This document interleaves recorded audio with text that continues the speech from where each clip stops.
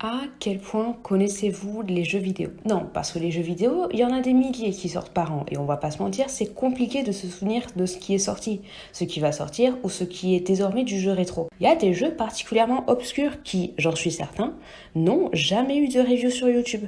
Je me prétends pas un grand connaisseur de ces jeux et très souvent j'en oublie l'existence. Par exemple, est-ce que vous vous souvenez de Tom Clancy's Elite Squad, ce jeu d'Ubisoft qui est sorti en 2020? Est-ce que vous vous souvenez qu'il a fait énormément de bruit parce que le but du jeu était de mettre fin à une organisation terroriste, organisation qui avait le symbole du point noir levé, comme le logo de Black Lives Matter, jeu qui est sorti en pleine période de mouvement antiraciste suite à l'assassinat de George Floyd. Ouais, je sais pas vous, mais traiter les antiracistes de terroristes, perso, je trouve ça très douteux. Ou encore, est-ce que vous connaissiez l'existence de Ghost Trick avant qu'on annonce son remaster sur Switch? Est-ce que vous savez que l'année dernière, l'un des réalisateurs de Rick et Morty avait sorti un jeu vidéo nommé Iron Life, que beaucoup avaient critiqué parce que le jeu passait son temps à faire des références nulles?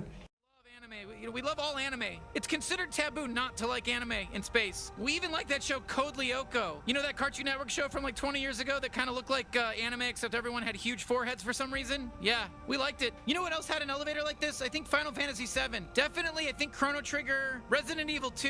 Mais il va la fermer sa gueule! C'est peut-être des trucs que vous avez vu passer, mais que vous avez oubliés. Et franchement, je vous en veux pas pour ça.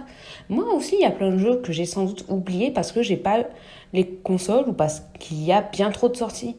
Il y a plein de jeux dont je ne soupçonnais pas l'existence et dont j'en ai pris conscience grâce à Internet. C'est assez flagrant, mais je suis certain que si vous regardez les vidéos du joueur du grenier, vous avez découvert un jeu à licence pourrie qui serait tombé dans l'oubli s'il n'avait pas fait son test et sorti son meilleur. Ils ont pris de la drogue, les développeurs. Je suis sûre que vous avez découvert des genres entiers du jeu vidéo même. Personnellement, je connaissais pas du tout le domaine du jeu en FMV avant. S'il y a des gens ici qui connaissent pas, les jeux en FMV, ce sont des jeux où de la vidéo avec des acteurs a été intégrée dedans. On contrôle pas des personnages doublés par des comédiens de doublage, mais plutôt des personnages joués par de vraies personnes, un peu comme un film interactif. C'est un genre qui est assez intéressant mais limité. Très souvent, le jeu d'acteur est pas ouf, le doublage d'une langue à l'autre est discutable et on est très limité en termes de gameplay. Car à part le point and click et le jeu de drague, on peut pas faire grand chose avec. J'imagine mal un jeu de rythme en FMV perso. C'est un genre de jeu qui existe plus trop maintenant. On a la technologie pour faire de la motion capture et retranscrire les visages et les expressions des acteurs directement dans les jeux, sans qu'ils aient à jouer comme dans un film. En termes d'exemples récents, je crois qu'on a juste Super Seducer qui est pas trop mal, et encore les deux premiers jeux sont sortis en 2018. Et Super Seducer, c'est un jeu que j'ai connu grâce au JDG, comme je disais plus tôt. Il y a énormément de jeux en FMV que je connaissais pas et que j'ai découvert grâce à ces vidéos, que je vous mets en description. Mais il y a un jeu en particulier que j'ai découvert autrement, et c'est de ce jeu dont on va parler aujourd'hui. Salut à tous, c'est Socha, et aujourd'hui, on parle de Phantasmagoria 2.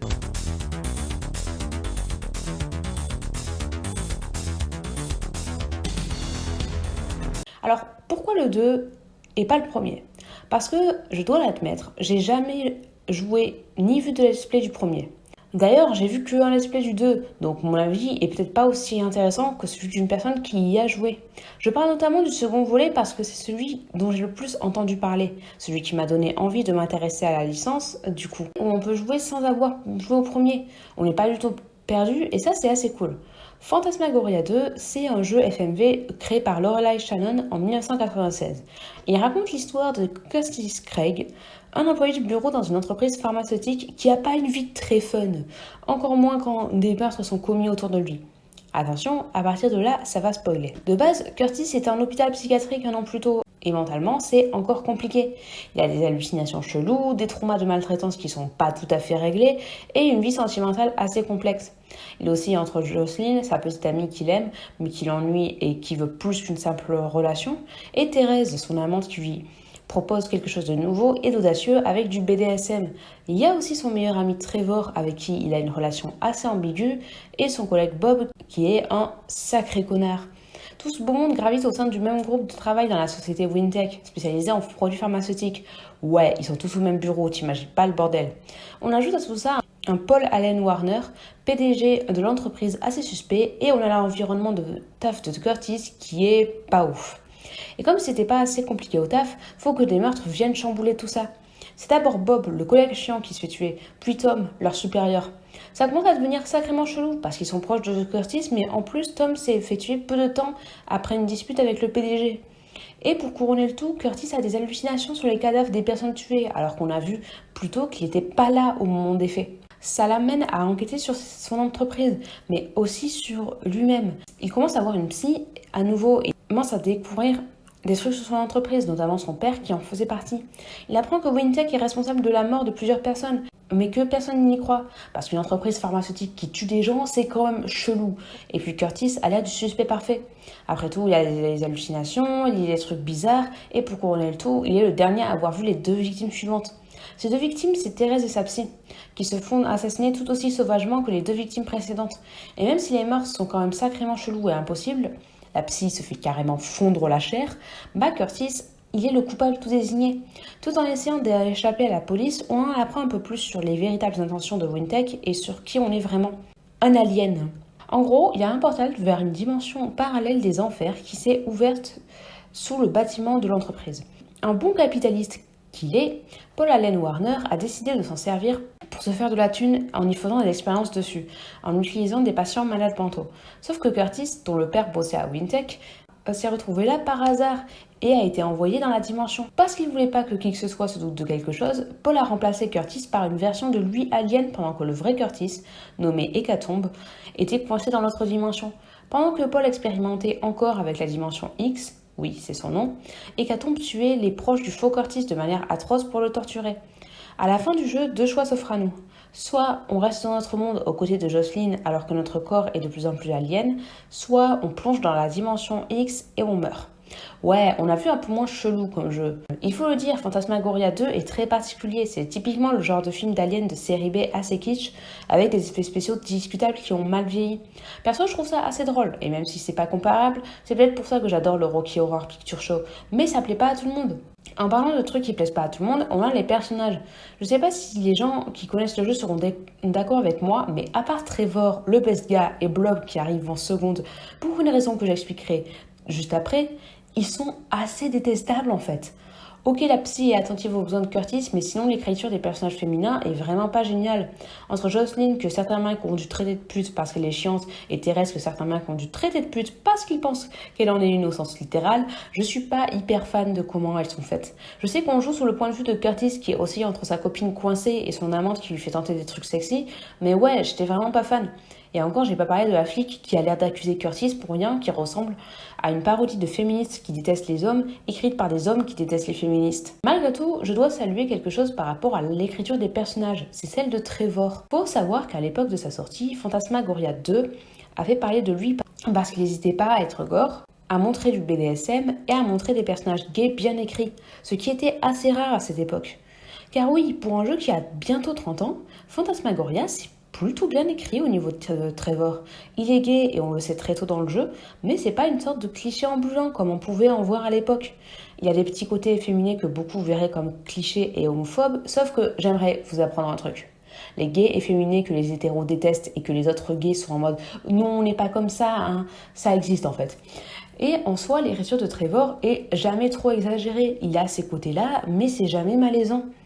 Et surtout, contrairement à beaucoup de représentations gays de l'époque, il n'a pas l'air d'être constamment en train de vouloir pécho tout le monde. Ça lui arrive de faire des blagues de cul avec Curtis, mais c'est tout. Il lui fait pas du rentre-dedans et respecte ses distances. Il cherche pas à le draguer alors qu'il est en couple. Non, sa relation avec Curtis, c'est celle d'une amitié sincère. Il s'inquiète vraiment pour son ami et veut juste son bonheur. Au final, c'est même Curtis qui essaie de l'embrasser. Trevor reste hyper respectueux. Et clairement, c'est une agréable surprise quand on voit le paysage de la représentation gay dans la fiction à l'époque. En France, notre représentation gay à l'époque, c'était Gérard de la série Les filles d'à côté. Le personnage était un cliché ambulant. Et là où pour Trevor, je disais « ouais, mais ça existe ce genre de personnage », là pour Gérard, c'était vraiment écrit comme un cliché. Pourquoi ? Parce que la série ne disait jamais que Gérard est gay. C'est le spectateur qui le devine par ses comportements, le fait qu'il soit pas trop intéressé par les femmes, ses vêtements moulants, sa manière de parler. D'ailleurs, à la fin de la série, on apprend qu'au final, il aime aussi les filles. Et ça surprend les gens parce que « ouais, mais il avait l'air turbo pédé ». Bon, je sais que je dois m'attendre à rien de la part des vieilles séries d'AB Productions, mais quand même. Bref, Voir un personnage aussi bien écrit que Trevor, c'est une agréable surprise. Et ça rend encore plus frustrant le fait de voir qu'encore aujourd'hui, les représentations, elles sont pas aussi bonnes qu'un perso random d'il y a 30 ans. Bon, c'est pas parfait. Il y a une scène du jeu à vibe transphobe qui m'a fait lever les yeux au ciel, mais clairement, on a besoin de plus de Trevor Barnes que de Gérard Nacutel dans le paysage de la fiction. Bon, par contre, même si j'ai adoré Trevor et que c'est le best gars, faut revenir à un point qui fâche un peu plus. Le gameplay. On est sur du point and click, assez fréquent dans le FMV, comme je disais plus tôt. Et en soi, il n'y a pas de souci à avoir un jeu où on clique partout pour trouver des trucs et résoudre des énigmes. J'adore les jeux du studio Sing. Clairement, c'est pas ça qui va me déranger. Sauf que s'il y a bien un truc que j'aime dans ces jeux-là, c'est que c'est intuitif. On comprend sur quoi on doit cliquer, on comprend ce qu'on doit faire avec les objets pour résoudre les énigmes. Sauf que dans Phantasmagoria, c'est pas du tout le cas. Prenons l'exemple de la première énigme. On a fait tomber notre porte-monnaie sous le canapé et du coup, on doit le récupérer parce qu'on ne peut pas sortir sans. Notre main est trop grosse pour la mettre sous le canapé. Ce qui est logique, c'est de pousser le meuble, de prendre un objet pour tirer le porte-monnaie vers nous. Sauf que c'est pas ça la solution. La solution, c'est demander à Blob, notre rat, d'aller sous le canapé pour récupérer le porte-monnaie et on l'attire avec une barre de granola pour ça. Ça a aucun sens et personne aurait réfléchi comme ça dès le premier coup. Dans la vraie vie, on n'est même pas sûr que Blob aurait récupéré le porte-monnaie en plus. Et faire une énigme comme ça, un peu difficile, c'est pas un souci dans le FMV, sauf que là, on parle de la première énigme du jeu. Ça peut donner envie de stopper sa session de jeu, et pour ma part, cette énigme, elle a fait que Blob passe en deuxième, en guise de meilleur personnage, et que du coup, elle n'est pas ex aequo avec Trevor. Même au-delà de ça, j'ai l'impression qu'on est très peu guidé. Je joue surtout à des jeux récents, le genre de jeu où que les gamers élitistes qui font de la review appellent des jeux où on te prend par la main. Mais là, c'est totalement l'inverse. On sait pas ce qu'on doit faire. Toute la première journée du jeu est un long moment où on doit vraiment fouiller partout pour parler de tous les sujets avec tout le monde. Et c'est pas forcément facile de trouver la solution qui fait avancer le scénario. Genre, juste une phrase dans le menu pause qui te dit « parle à machin ». Ça aurait aidé un peu plus. Bref, le scénario est assez tiré par les cheveux, les personnages sont pas géniaux, le gameplay laisse à désirer. À part pour la bonne représentation gay, j'ai pas forcément grand chose de positif à dire sur le jeu. Et les gens qui y ont joué non plus. Le jeu a pas très bien marché et il est considéré comme médiocre. Et pourtant, je suis là à vous dire que j'ai apprécié le jeu. Pourquoi ? Grâce à son fandom. Je vous ai pas parlé de comment j'ai découvert Phantasmagoria 2. Je fais partie d'un groupe d'écrivains de fanfiction sur Discord qui s'appelle le Petit Salon d'écriture. On est peu, mais on est assez nombreux pour avoir des goûts différents et proposer des nouvelles fictions aux autres que personne ne connaît. Dans ce groupe, il y a 2 personnes. Allen, non, pas comme le deuxième prénom de Paul Alan Warner, et Musaro, qui ont adoré Phantasmagoria 2 au point de contribuer au milieu de la fanfiction francophone du jeu sur AO3. Et c'est en lisant leur fanfic, en voyant comment ils étaient passionnés à propos d'un jeu qui les rendait heureux, que j'ai eu envie de découvrir Phantasmagoria 2. On parle beaucoup de fandoms où il y a des gens qui te donnent envie d'arrêter une fiction, mais pas assez des fandoms où les gens te donnent envie de rentrer dedans. Gabriel Knight, c'est un jeu en FMV qui représente ce que je veux dire par là. Si je m'étais contentée de la vidéo de JDG, j'aurais juste retenu un jeu avec un doublage atroce et faux. Mais avec les fanfictions d'Allen et Musaro, j'ai l'impression de voir une profondeur insoupçonnée à un jeu qui n'en avait pas à l'origine. Au-delà d'uniquement jeter un œil à Phantasmagoria 2, je vous conseille amplement de vous faire plusieurs avis sur une œuvre. Qui sait, vous risquerez peut-être de trouver une aiguille dans une botte de foin. C'est la fin de cette vidéo, j'espère qu'elle vous aura plu. J'ai hésité à parler de ce jeu, mais en vrai je suis assez contente du rendu final. Encore une fois, n'hésitez pas à me recommander d'autres œuvres que vous voudriez que je critique dans mes vidéos. Dans la description, vous aurez les habituels crédits, mais aussi les liens vers le groupe d'écriture, si jamais vous voulez découvrir un peu plus ce qu'on a à vous offrir. Au programme, des trucs qui se finissent souvent mal et des gens pas très sucettes. Je vous mets aussi le lien de mes réseaux sociaux si vous voulez me suivre et voir ce que je fais d'autre. J'espère que vous avez apprécié la vidéo pour vouloir me suivre un peu plus et vous abonner. À tout bientôt pour une prochaine vidéo.